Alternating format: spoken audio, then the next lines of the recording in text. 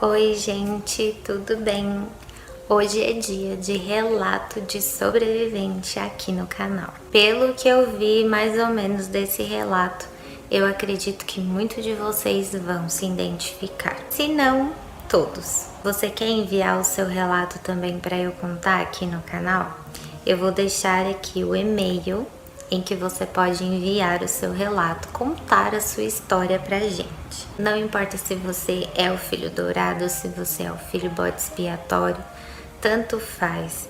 Não importa se é pai ou mãe narcisista, oculto, perverso, seu relato pode ajudar outros sobreviventes. Eu vou contar o seu relato aqui no canal sem revelar a sua identidade, trocando nomes se tiver nomes, então é sigilo absoluto. Fique tranquilo em relação a isso. Então envie o seu relato por e-mail que eu quero contar aqui a sua história. Sem mais delongas, vamos ao relato. O relato de hoje é de uma sobrevivente. E ela começa o relato dela assim: tenho 46 anos. Sou uma sobrevivente de mãe narcisista oculta. Meu relato é que desde criança eu já sentia medo, pavor e questionava o comportamento da minha mãe. Era fria, fingia ser a melhor mãe na frente dos outros, mas sua boca jorrava negatividade, humilhação e violência verbal. Percebia que estava sozinha nessa dinâmica, já que nenhum dos meus familiares sabia o que acontecia. Passei a infância e adolescência chegando da escola e sempre ouvindo minha mãe ao telefone falando mal de mim para familiares e pessoas mais próximas. Aquilo me deixava chocada e paralisada. Meu irmão cresceu sem vínculo nenhum comigo e éramos como dois estranhos na mesma casa, desde muito cedo. Vim a saber hoje que a mãe narcisista separa mesmo os filhos, estrategicamente. Desenvolvi um déficit de atenção na infância e, segundo anos de terapia, foi uma forma de defesa criada pela minha mente para suportar a dinâmica familiar e a carga de ser culpada sempre por tudo e o sentimento de inadequação o tempo todo. Chamo a minha história de beleza roubada. Na minha identidade, ela me imitava em tudo. Me apagava me vestindo igual uma surfista, enquanto ela vivia de princesa. E eu nunca estava bonita, ou era boa o suficiente para nada. Tinha um temperamento forte e era agressiva fisicamente quando meu pai não estava. Meu pai se enfiou no alcoolismo e tinha crises existenciais frequentes. Apesar disso, eu o via como meu salvador. Hoje eu vejo minha vida como um milagre. Com muita dificuldade, eu pago minhas contas. Tive uma vida amorosa complicada e fracassada. Meu pai faleceu em 2012. Meu irmão mora em outro país, mas é narcisista também. Então nunca tivemos vínculo. E minha mãe, eu tenho usado a pedra cinza e ao mesmo tempo empurrando com desculpas frequentes para evitar o próximo encontro até então. Consigo ficar até 4, 5 meses sem vê-la.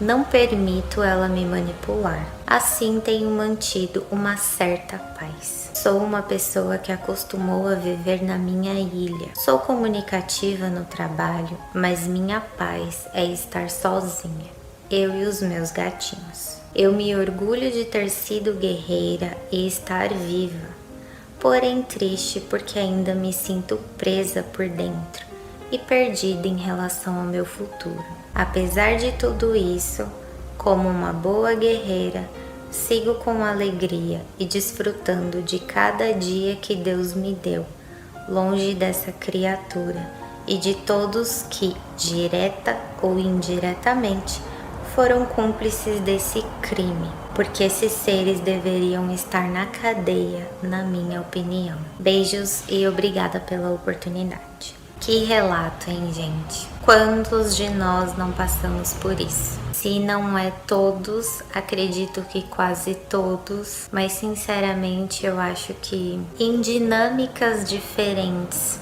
todos nós sobreviventes passamos pelo mesmo.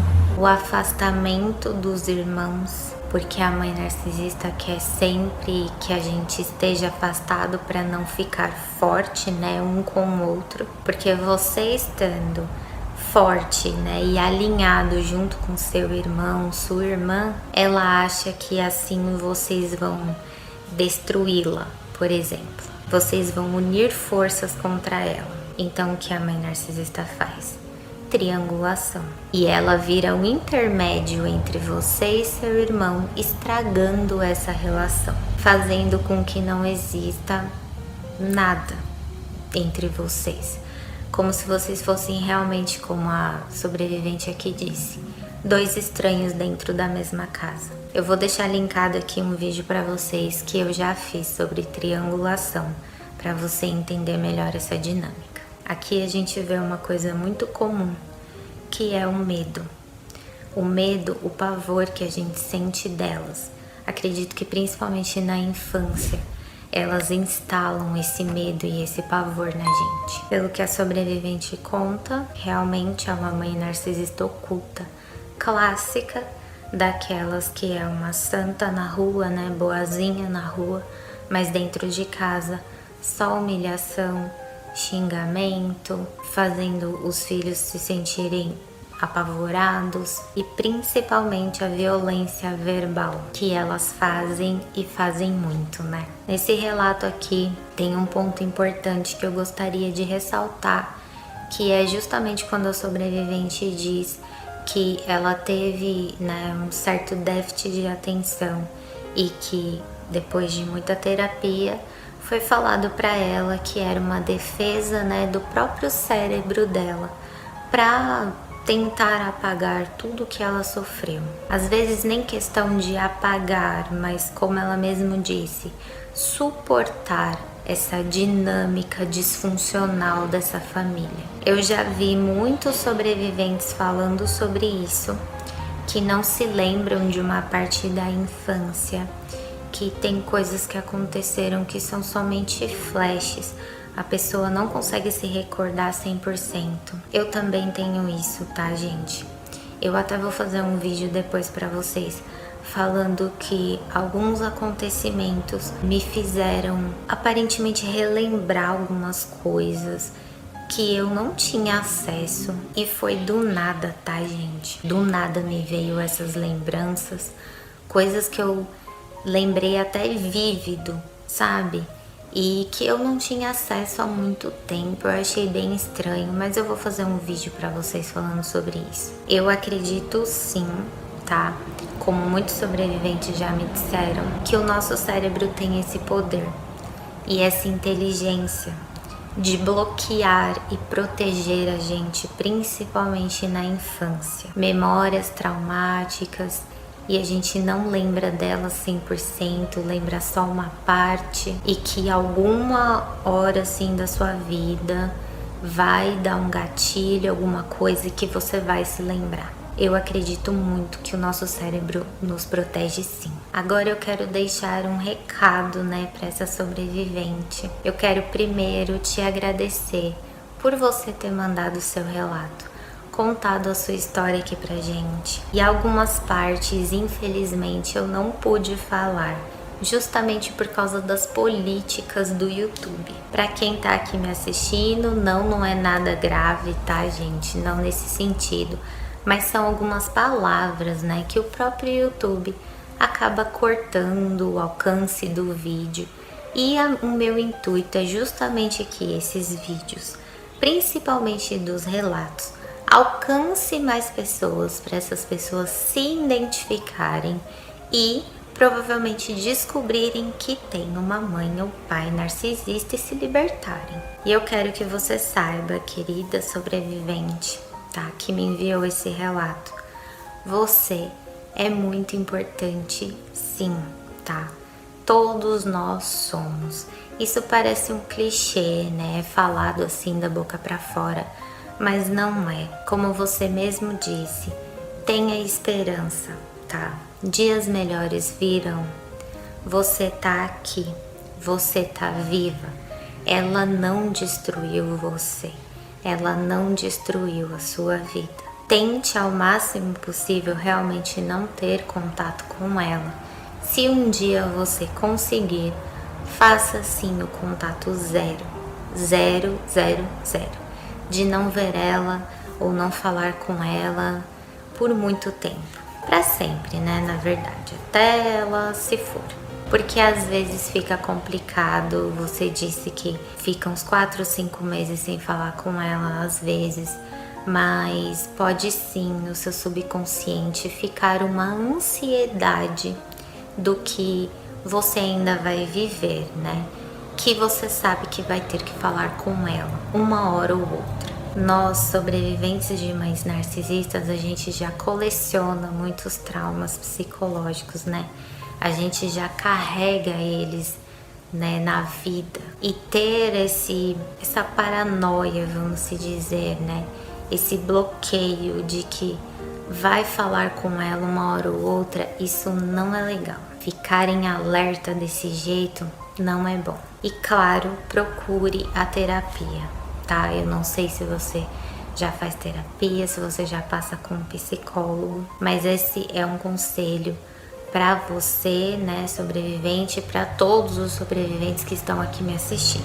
Busque ajuda, gente. Não negligencie a sua saúde mental. Assim que possível, busque ajuda. Faça terapia, passe em psicólogo, se for necessário, passe no psiquiatra. Cuide de você, porque você já teve muitas feridas. Não desistam.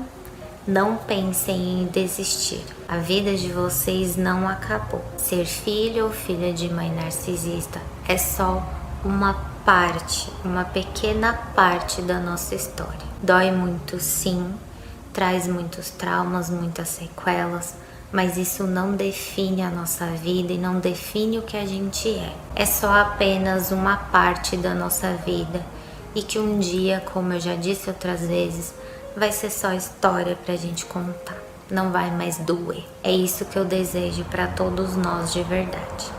Ainda dói hoje, gente. Às vezes ainda é uma ferida aberta, mas ela vai cicatrizar. A gente faz a nossa parte e ela cicatriza. Comenta aqui abaixo pra mim o que você achou desse relato, se você se identificou com a história dessa sobrevivente. E se você gosta de ouvir os relatos dos sobreviventes, deixa aqui um like nesse vídeo para eu saber que você gosta. E se inscreve no canal também para não perder mais nenhum vídeo e nenhum relato que eu postar aqui, tá bom? Um beijo e até o próximo vídeo.